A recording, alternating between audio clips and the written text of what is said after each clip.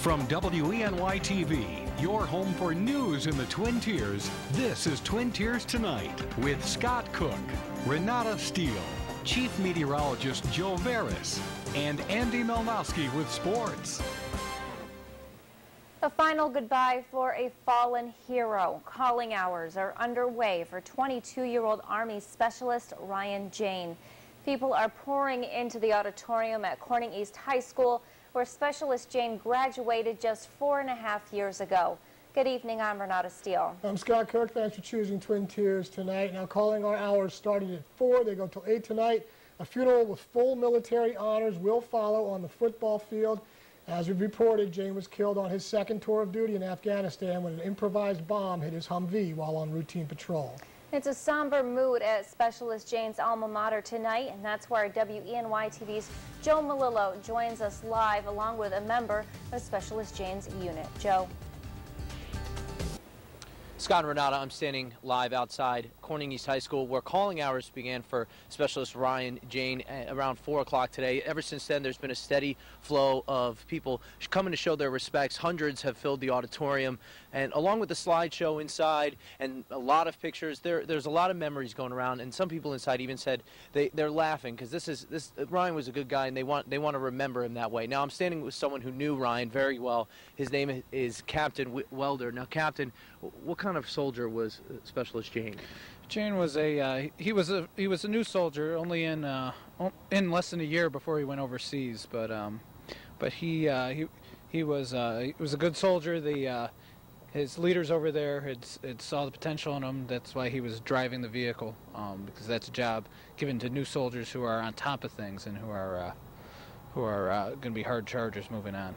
Now, what would you say if you had to pick something to remember Specialist Jane by? Is there something specific about him that you'll remember? Well, with him, I remember is we had I had the unfortunate opportunity to pick the guys who had to go overseas, and in talking with some of my other leaders, his name came up, and just the reaction of his platoon sergeant was just priceless, and I'm gonna remember that. Now, this is something you obviously have to prepare yourself for, being in the Army. How do you deal with losing one of your own? Well, we all deal with it differently, and part of it is he very much was our family member too, and we just, some of us go out to seek religious counseling, some of us just talk with the friends, but we also come together as a unit, and we have remembrance at our unit as well. And you can see this here today. A lot of people have come out to show their support. Absolutely, from the community. I know that I have already seen a good number of my soldiers coming all the way from Rochester to be here. Well, thank you very much, Captain Welder. Now, live from Corning East High School, Joe Melillo, WENY TV News. Guys. All right, thank you, Joe and Captain Welder. And there's another bit of bad news that we've been following, and that's that murder last week, and the pretrial hearing for Justin Jones, the man accused of killing 25-year-old Brian Bear Martin, began today. Jones was arraigned last week after Martin's body was found in the back of an SUV in Elmira. WENY TV's Candice Cole joins us live in the studio with the latest from the hearing. Candice. Renata, witnesses gave their accounts of what happened in the time before and after Brian Martin's death, shedding light on some gruesome details. As the pretrial hearing got underway, Jones, shown as the last of the suspects being escorted into the courthouse, sat with his head down. Brian Martin's mother gave a teary-eyed account of what happened before and after her son was killed. She told the prosecution she let Brian borrow the keys to her black Chevy Equinox around 11:30 the night of November 7th. When she noticed Brian wasn't at home in the morning and neither were her keys, she called around to see if anyone knew where he was. She even checked over cell phone records. Her nephew, who lives on Alexander Place, saw the SUV parked in the alleyway. Immediately, Brian's mother went to the alley where she said she saw her car, opened the door, and saw her son wrapped in a blanket in the trunk. The medical examiner says there were blood smears on the bumper and the keys were still in the ignition. He says it looked as if his right leg was almost completely severed. An investigator who went into the yellow house on Alexander Place reported seeing a bloodied meat cleaver in the sink and a large knife with blood on it sitting on the TV. Live in the studio, Candice Cole, WENY TV News.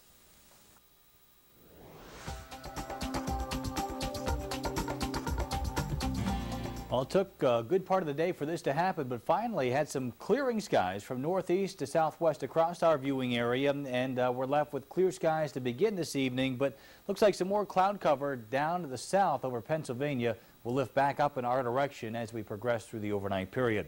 31 degrees at 6 o'clock with clear skies overhead, relative humidity at 72%. Pressure is very high, big area of high pressure and control over the northeast right now, and we have an easterly wind at 5 miles an hour. Down to 34 in Corning, the freezing mark in Penn Yan and in Ithaca. Towanda currently sitting at 34 degrees. We're looking at mostly clear conditions in Barton, 34 there. Old Mountain here in southern Tioga County in the northern tier looking at 29 degrees. Our first forecast for the rest of tonight will call for partly cloudy conditions as that next batch of cloud cover starts to push up through Pennsylvania. It will be cold though, 20 our forecast low. Tomorrow a little bit warmer than what we had today, 5-degree guarantee 46 with a mix of sun and clouds. Looks like dry conditions as we approach the weekend. We'll have the official weekend forecast for you in just a few minutes. All right, thanks, Joe. Well, Elmira's mayor is one of several elected officials from the southern tier who took their concerns about hydrofracking to Albany yesterday. Mayor Sue Skidmore appeared along with Binghamton Mayor Matt Ryan to represent elected officials to protect New York. That's a coalition of elected officials and other New Yorkers who want Governor Cuomo to keep the ban on deep shale hydrofracking. Mayor Skidmore says she's skeptical about fracking, and the long-term promise of jobs and the improved economy connected with fracking has not been proven anywhere, in her opinion. Pro-gas groups fired back by issuing a press release claiming enormous popular support in the southern tier for safe natural gas development, illustrated by the defeat of several anti-fracking candidates in last week's election. Meanwhile, our media partner, the Star-Gazette, reports the town board in Groton tabled a 6-month moratorium on fracking. The town lawyer, Fran Casullo, says the main issue is the inevitability of legal action from each side of the fracking debate. The majority of Groton Town Board members have held gas drilling leases. Casullo plans to investigate if the town board needs to form an ethics board to decide if any board members need to recuse themselves from a future moratorium debate. And Lockheed Martin and Owego landed a major government contract to help modernize Navy airplanes. The U.S. Naval Air Systems awarded the $30 million contract to Lockheed to update avionics and software on C-130T troop transport planes.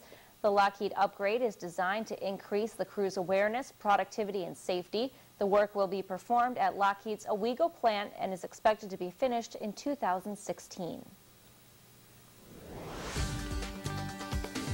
New York state leaders are calling for an investigation into how utility companies in the New York City area handled the response when Superstorm Sandy knocked out power to millions.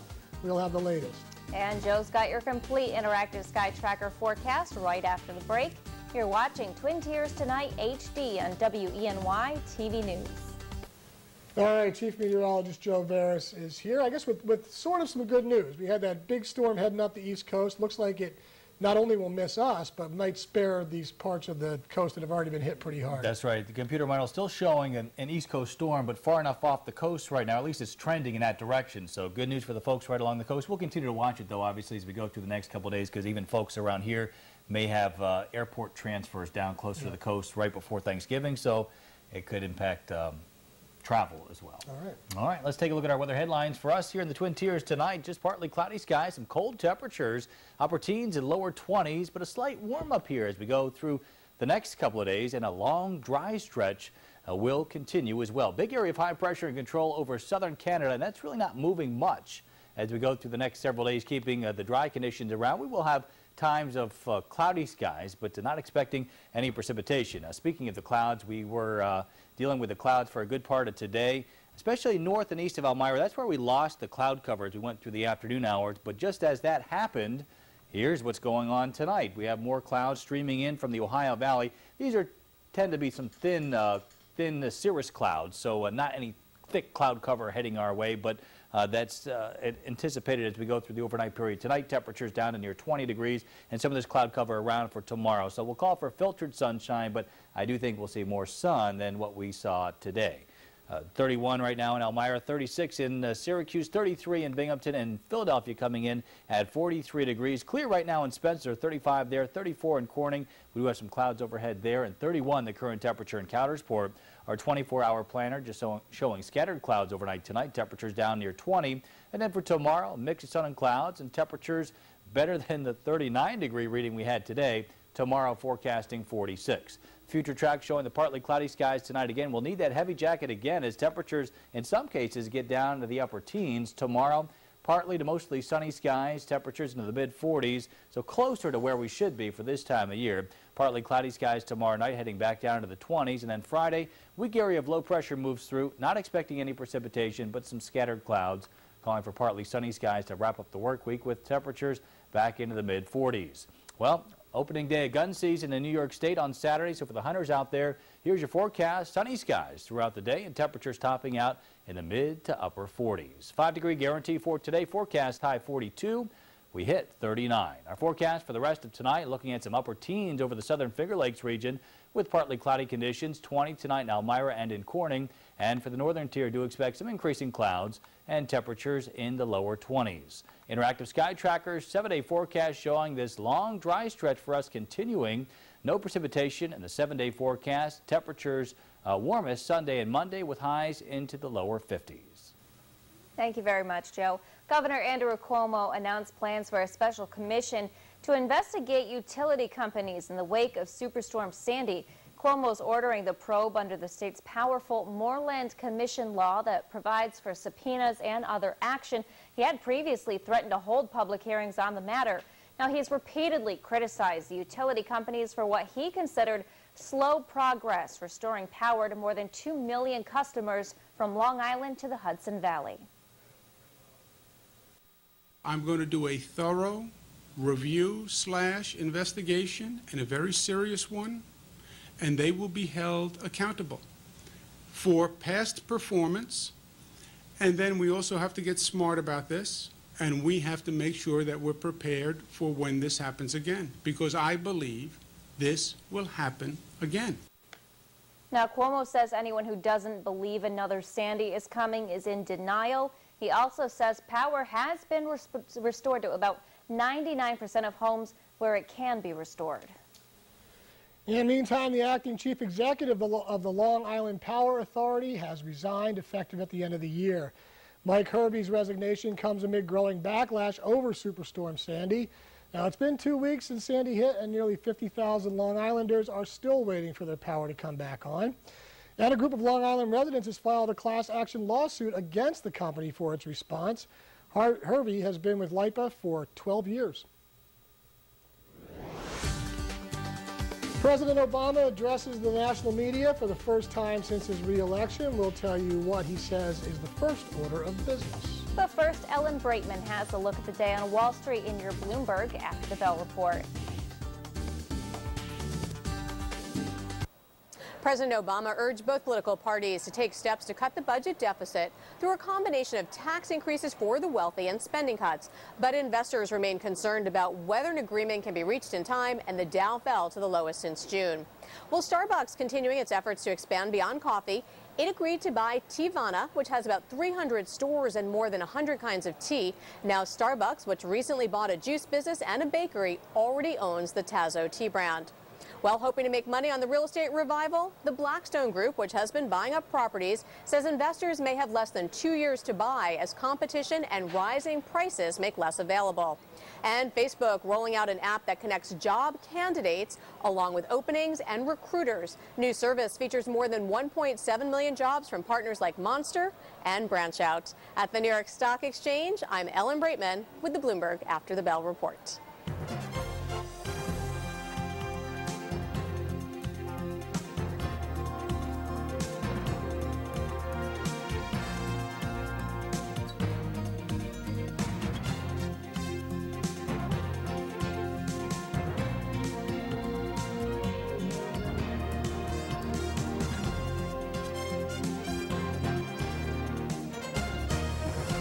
You're watching Twin Tiers Tonight with Scott Cook, Renata Stiehl, Chief Meteorologist Joe Veras with his 5-degree guarantee, and Andy Malnoske with sports. This is WENY TV, your home for news in the Twin Tiers.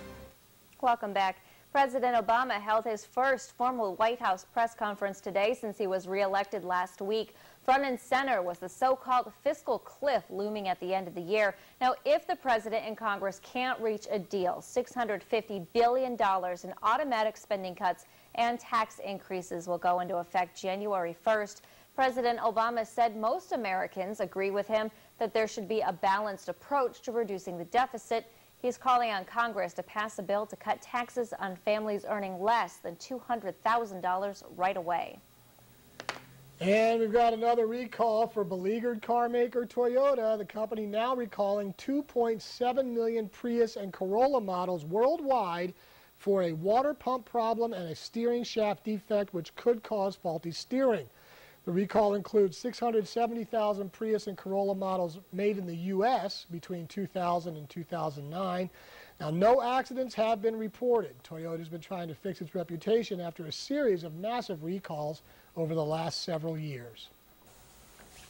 And now, Andy is here with your sports. Yeah, no recall on the Tioga Tigers football team, I'll tell you about that. You know, they are in the state Final Four in football, and we'll tell you what they're up against. A very good team. But first, Horseheads baseball player Dylan Manwaring is off to the next level. We'll tell you where he's heading for college on National Signing Day. Sports is next.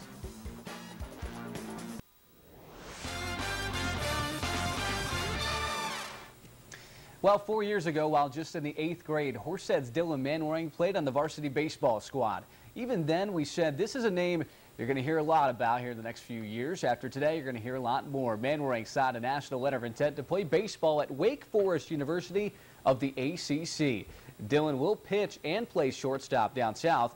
Now, it's been a long road in becoming a Demon Deacon, but after playing well at showcase tournaments across the country, Dylan has certainly earned this chance.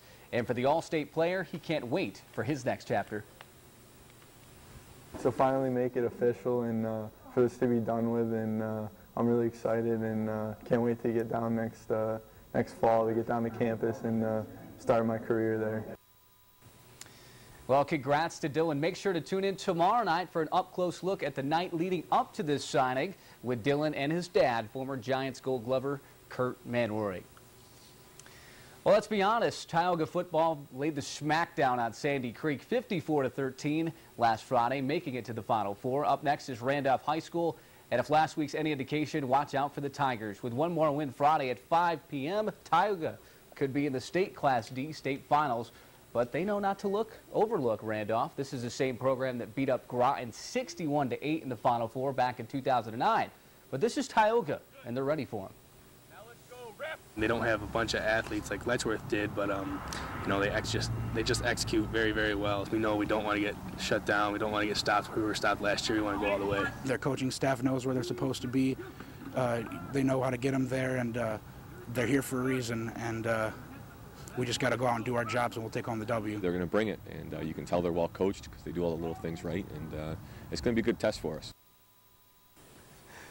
Hey, big ups to Cornell senior soccer player Dan Haber. He's the Ivy League Player of the Year. It's the first time ever a Cornell player has won the honor. Haber had a league-high 18 goals this season. Cornell, get this, hosting Syracuse tomorrow night in the first round of the NCAA tournament. Best of luck to the Big Red. The Elmira Jackals are back on the ice at Reading tonight. The Jack Attack is 0 for its last 4, and they hope to get back in the win column tonight. Elmira did receive defenseman, best name in the business, Ben Blood, from the B-Sets today, so the Blood Man returns. Good for him. Well, speaking of being sent down, former Syracuse basketball stars, center Fab Melo and forward Chris Joseph have been sent to the main Red Claws of the NBA D-League from the Boston Celtics today. Joseph, just 3 minutes of action in the first 7 games for Beantown. Melo has none, so God, gotta have some time to develop. A couple of premier college players last year. Yeah, really just not a lot of playing time. Chris Joseph had a great summer league this year, but not a lot of playing time yet. No telling what goes on. All right, thank you, Andy. Yeah. Joe will be back with a last look at your weather, but Susan Arbetter has more on that group of elected officials from the Southern Tier who met in Albany on Tuesday to protest hydrofracking. That's tonight's Capitol Report. This is the Capitol Report with Capitol correspondent Susan Arbetter.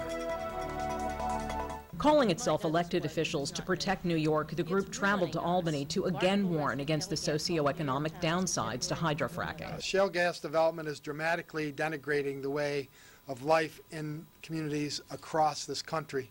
It is putting a strain on local infrastructures, bringing increased crime and drug use, and adding burdens to law enforcement and local social services. Pulteney Town Supervisor Jane Russell argued that support for drilling would keep tourists, the economic backbone of New York's winemaking region, from continuing to visit and pour money into the Hudson Valley, the Finger Lakes, and the Southern Tier. The tourists will not choose to fight for space on roadways. They will not be coming to gaze at pipelines or well pads. The group met with officials from the Department of Environmental Conservation and other Cuomo administration officials to urge them to maintain the de facto moratorium on hydrofracking until a comprehensive analysis of the effects of the process to the region and a comprehensive health impact assessment were both completed. Meanwhile, pro-gas interests fired back at the group, issuing a press release stating that there continues to be enormous support in the Southern Tier for safe natural gas development. It went on to argue that residents there showed that support on Election Day, which representatives for anti-drilling groups adamantly dispute. At the Capitol in Albany, I'm Susan Arbetter.